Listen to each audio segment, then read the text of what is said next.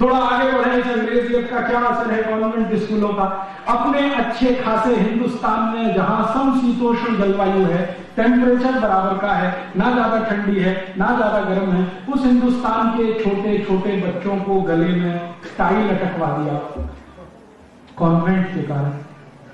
Tie Europe में पहनी जाती है, और टाई लगाने के पीछे यूरोप में कारण क्या है? 14वीं शताब्दी में यूरोप में टाई का आविष्कार हुआ, और उसका कारण यह था कि यूरोपियन लोगों को ठंड बहुत है, क्योंकि सर्दी बहुत है, तो अक्सर जल्दी जल्दी सर्दी जुकाम होता है, तो नाक अक्सर रहती है। तो बेचारे पुराने जमाने के अंग्रेज क्या करते थे, जेब से कागज निकाल के पोंछ के रखते रहते थे।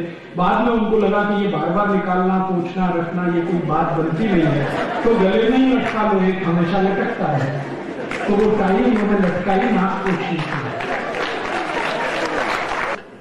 और हम तो ऐसे महानों के महान हो गए कि भरी जून की गर्मी में 3 पीस सूट टांगे घूमते रहते हैं, दूल्हे राजा बन के घोड़े पे चढ़ के बैठते, 3 पीस सूट और टाई लगा के। मूर्खों के मूर्ख उसी दिन सुपर इडियट बन के शादी करने जाते।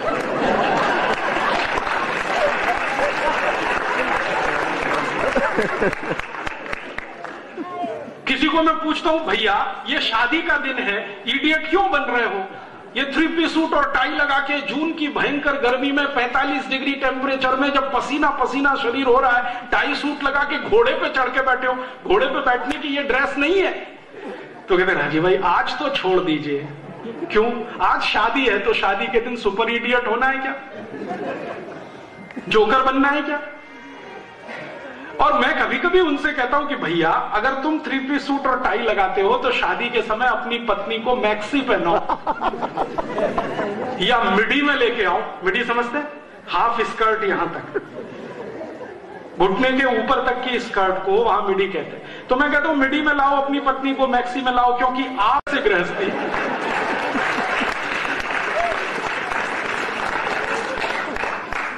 पत्नी को साड़ी में ही लाएंगे और पतिदेव 3 पीस सूट और टाई पहन के आएंगे, मूर्खों के मूर्ख। यही सब कॉन्वेंट की निशानियां हैं। ये कॉन्वेंट एजुकेशन ने हमारे दिमाग में ऐसा वायरस भर दिया, ना तो हम हिंदुस्तानी रह पाए ना अंग्रेज बन पाए, हम खिचड़ी हो गए, हमारी पहचान खत्म हो गई। मैं दुनिया में बहुत घूमता हूं, और दुनिया के देशों में जब मैं जाता हूं तो मुझे बड़ा गर्व होता है कि जो देश में मैं गया वहां के लोगों का पहनावा देख के मुझे तुरंत पता चलता है कि यह आदमी कहां का है। गल्फ के किसी भी देश में चले जाइए, सऊदी अरब के आदमी को आप कपड़े से पहचान लेंगे, संयुक्त अरब अमीरात वाले को कपड़े से पहचान लेंगे, बहरीन वाले को पहचान लेंगे, कुवैत वाले को पहचान लेंगे, ओमान वाले को पहचान लेंगे। और कई बार तो ऐसा होता है कि पूरे कपड़े देखने की जरूरत नहीं, सिर पर जो स्कार्फ बांधा हुआ है ना, उससे मैं देश बता सकता हूं ये आदमी किस देश का है। ये हिंदुस्तानी विचित्र बंदा है, कहीं भी घूमे यूरोप और अमेरिका में पहचान ही नहीं सकते कि किस देश का है, सरदारों को छोड़कर। हाँ, क्योंकि वो अकेले बचे हुए हैं जिन्होंने अपनी पगड़ी नहीं छोड़ी है, जिन्होंने अपने केश नहीं छोड़े हैं, जिन्होंने अपना कड़ा नहीं छोड़ा है, जिन्होंने अपनी कटार नहीं छोड़ी है। मैं दुनिया में जहां भी जाता हूं सिखों को तुरंत पहचान लेता हूं कि ये पक्का हिंदुस्तानी है। बाकी किसी हिंदू को पहचानना बहुत मुश्किल होता है, क्योंकि 3 पीस सूट और टाई लगा के वो अंग्रेजों का बाप नजर आता है। जो कोई हमारे पोशाक से हमें नहीं पहचान सके, तो ऐसी इज्जत और ऐसे सम्मान का क्या करें? हमारी भाषा बदल गई, हम अब अंग्रेजी में बात करते हैं, पढ़े लिखे लोग ज्यादा अंग्रेजी में बात करते हैं, विचित्र विचित्र शब्द बोलते रहते हैं, कहते हो Rajiv Dixit she is my missus. मैं पूछता हूं really she is your missus? क्योंकि मिसेस का मतलब नहीं मालूम। मिसेस का मतलब होता है धर्म पत्नी को छोड़कर कोई भी महिला। जी जी, एग्रीड सर, एग्रीड। मैं आपको सच बता रहा हूं, जोक नहीं है ये। अंग्रेजों की डिक्शनरी में मिसेस का अर्थ होता है धर्म पत्नी को छोड़कर कोई भी ऐसी महिला जिसके साथ आप चाहें तो 1 रात गुजारें, 2 रात गुजारें, माने वैश्या और कॉरल गर्ल, वो मिसेस होती है।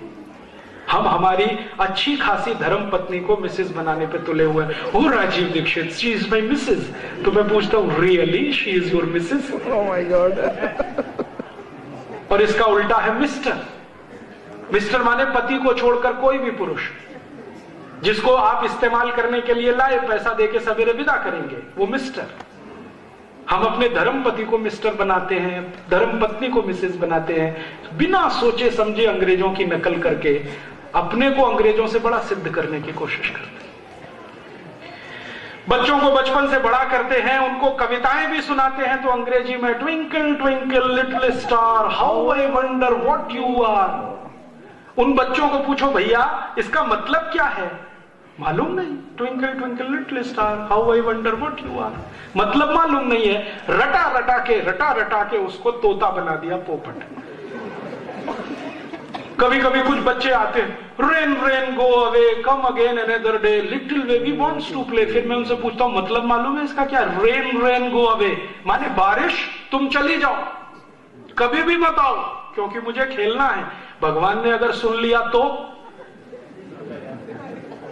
आप बोल रहे हैं रेन रेन गो अवे, बारिश तुम चली जाओ चली जाओ चली जाओ, कभी भी मत आओ। भगवान ने सुन लिया बारिश आएगी नहीं, भूखे मर जाएंगे आप सब। ऐसी उल्टी उल्टी कविताएं क्यों सिखा रहे हैं? Rain rain go away come again another day. तो आप बोलेंगे जी कौन सी कविताएं सुनाएं? क्या पंजाबी में कोई कविता नहीं है? हिंदी में नहीं है? मराठी में नहीं है? मराठी की एक कविता मुझे याद आती है, बता देता हूं। ये रे पाऊसा तुला दे तो पैसा, पैसा झाला खोटा पाऊस आला मोटा। माने बारिश तुम जल्दी जल्दी आओ, जल्दी जल्दी आओ, ज्यादा ज्यादा आओ, मैं तुमको पैसा दूंगा। ऐसी कविता है मराठी की। ऐसी ही होगी कोई पंजाबी में, ऐसी ही होगी हिंदी में, जिसमें बारिश को हम बुला रहे हैं, रेन रेन गो अवे नहीं सिखा रहे हैं, बारिश तुम चली जाओ। हमारा दिमाग पता नहीं कहां चला गया। ऐसी मूर्खता की कविताएं बच्चों को सिखाते हैं, मूर्खता के स्टेटमेंट उनको बताते हैं। बच्चों को बोलना सिखाते हैं, मम्मी बोल, मां मत बोल, मम्मी बोल। मम्मी का मतलब है मरा हुआ, MUMMY, मम्मी